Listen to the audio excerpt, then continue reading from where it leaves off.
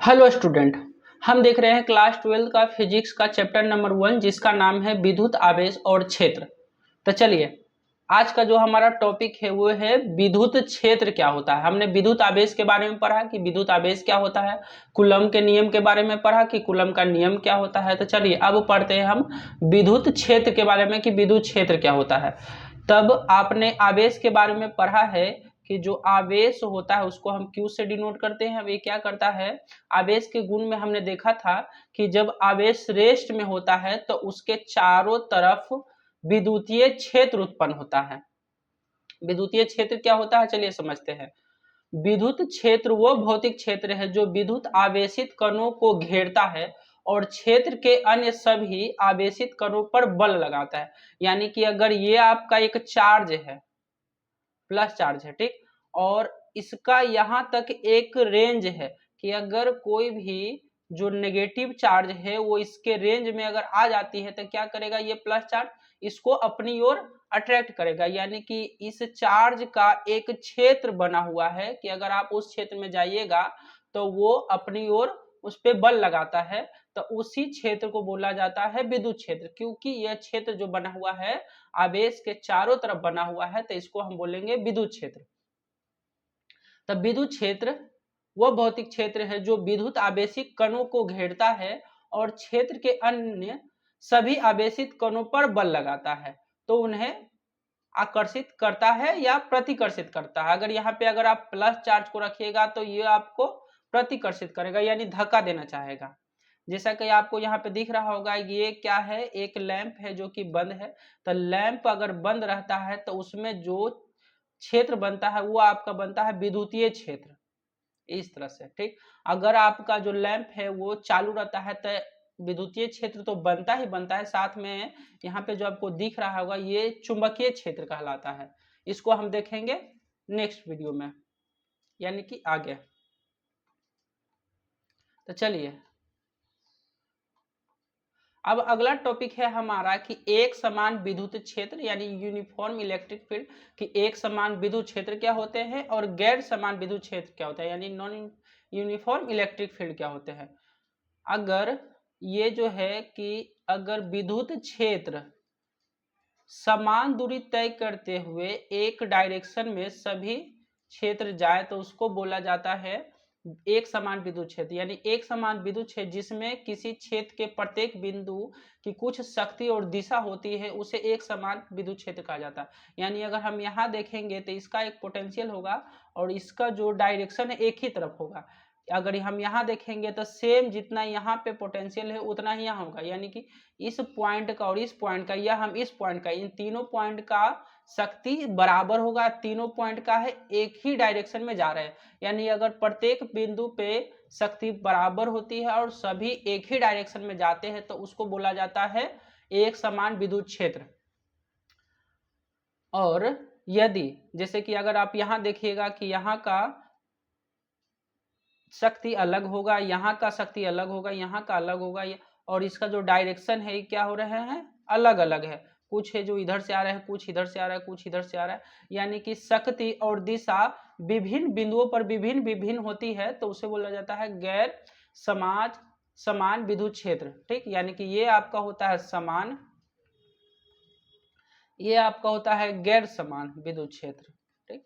यानी कि सभी बिंदु पर शक्ति और सभी की दिशा अगर सेम होती है तो उसे बोला जाता है समान विद्युत क्षेत्र, एक समान। अगर सभी बिंदु पर जो शक्ति होती है वो अलग अलग होती है और उसका जो डायरेक्शन भी होता है वो अलग अलग होता है तो उसको बोला जाता है गैर समान विद्युत क्षेत्र, ठीक। तो चलिए अब हम आगे देखते हैं। अगला टॉपिक जो है ये बिहार बोर्ड के एग्जाम के लिए बहुत जरूरी है।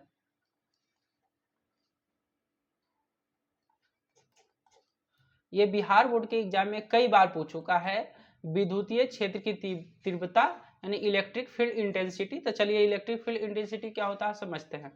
इसमें विद्युत क्षेत्र के किसी भी बिंदु पर विद्युत क्षेत्र की तीव्रता को उस बिंदु पर रखे गए स्थिति आवेश द्वारा बल अभिव्यक्ति के रूप में परिभाषित किया जाता है। यानी कि देखिए, ये आपका मान लेते हैं एक चार्ज है जिसका एक विद्युत क्षेत्र है, ठीक। अगर यहाँ पे एक हम चार्ज रखते हैं, छोटा सा चार्ज रखते हैं, अगर इसके कारण इस पे जितना बल आरोपित होता है उसी को बोला जाता है विद्युत क्षेत्र की तीव्रता। यानी इस क्षेत्र के कारण इस छोटे से बिंदु पे जितना बल हमको आरोपित होगा उसको बोलते हैं विद्युत क्षेत्र की तीव्रता। मान लीजिए एक टेस्ट चार्ज क्यू नोट है, इसको हम बोलते हैं टेस्ट चार्ज, ठीक।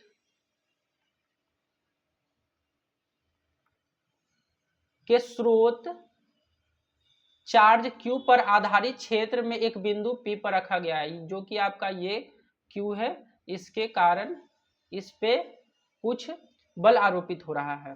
तो इसका जो फॉर्मूला होता है वो होता है E बराबर F/Q0। यानी इसका जो इलेक्ट्रिक फील्ड होता है, इसके इलेक्ट्रिक फील्ड के कारण जितना फोर्स इस Q0 पे लगता है उसी को बोला जाता है विद्युत क्षेत्र की तीव्रता। यानी ये फोर्स बराबर हम लिख सकते हैं E इंटू Q0, ठीक।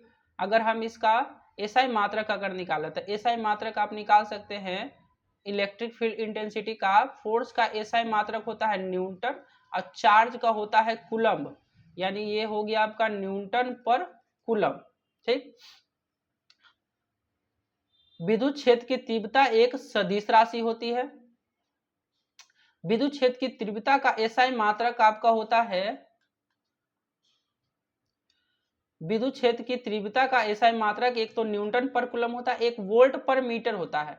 वोल्ट पर मीटर इसलिए होता है क्योंकि E का एक और फॉर्मूला होता है E बराबर V/R, ठीक। ये हम सेकंड चैप्टर में देखेंगे कि E बराबर V/R कब आता है, जिसके कारण ये आपका V का हो जाता है वोल्ट, पर R होता है आपका डिस्टेंस, तो ये हो जाता है मीटर। तो वोल्ट पर मीटर एक तो आपका यहाँ से निकला न्यूटन पर कूलम, एक और यूनिट होता है वोल्ट पर मीटर, ये हम अगले चैप्टर में देखेंगे।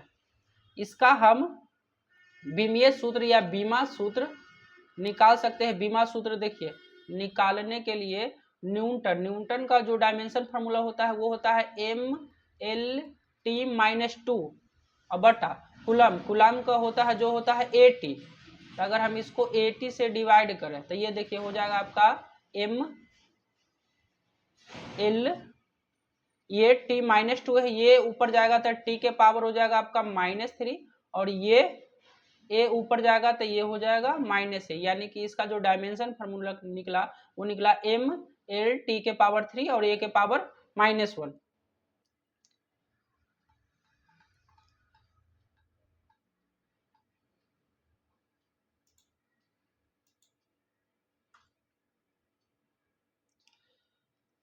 चलिए जो अब हमारा अगला टॉपिक है वो चलिए जो हमारा अगला टॉपिक है वो है बिंदु आवेश के कारण विद्युत क्षेत्र की तीव्रता। यानी एक बिंदु के कारण कितना विद्युत क्षेत्र की तीव्रता होगी वो हम निकालेंगे। यानी electric field intensity due two point charge, यानी एक पॉइंट के चार्ज के कारण कितना इलेक्ट्रिक फील्ड इंटेंसिटी जनरेट होगी वो हम निकालते हैं। जब सोर्स चार्ज मूल बिंदु पर हो, ये आपका सोर्स चार्ज है जो मूल बिंदु पे है, यानी यहां से आपका इलेक्ट्रिक फील्ड जनरेट होगा। बिंदु O और बिंदु P के बीच की दूरी R है। बिंदु O और यहाँ पे एक बिंदु P है, इन दोनों के बीच की दूरी R है। आवेश Q के कारण Q0 द्वारा अनुभव किया गया। अब Q0 के कारण Q पर जो फोर्स लगेगा ये आपका कूलम फोर्स के अकॉर्डिंग हम निकाल सकते हैं, जो होता है आपका K Q, क्योंकि यहाँ पे कैपिटल Q है तो हम कैपिटल Q लिखेंगे, यहाँ पे आपका Q0 है तो हम आपका Q0 लिखेंगे। इन दोनों के बीच का डिस्टेंस R² है तो R² लिखेंगे।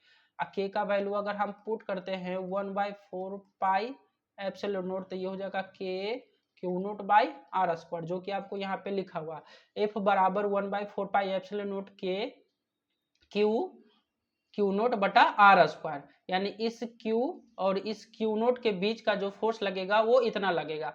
तो अब बिंदु आवेश Q के कारण P पर विद्युत क्षेत्र की तीव्रता, तो विद्युत क्षेत्र की तीव्रता का भी हमने फॉर्मूला देखा कि फॉर्मूला होता है E बराबर एफ बाई क्यू,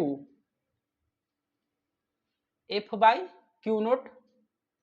अब ई बराबर एफ का जो वैल्यू है इसको हम यहाँ पे पुट करते हैं, इसको हम के से डिनोट करेंगे, ठीक। तो इसका अगर हम वैल्यू इस एफ के जगह पे पुट करेंगे तो ये हो जाएगा के क्यू क्यू नोट, अब बटा में आर स्क्वायर गुना ये जो है आपका 1 बाई क्यू नोट है, तो ये क्यू नोट से क्यू नोट कट गया। तो यहाँ पे जो ई बराबर आपका फॉर्मूला निकला, ये निकला के क्यू बटा में आर स्क्वायर। ये क्या निकला, ये निकला कि अगर कोई भी एक बिंदु है जो कि मूल बिंदु से आर दूरी पे है, तो इस बिंदु पर इतना इलेक्ट्रिक फील्ड इंटेंसिटी लगेगा, ठीक।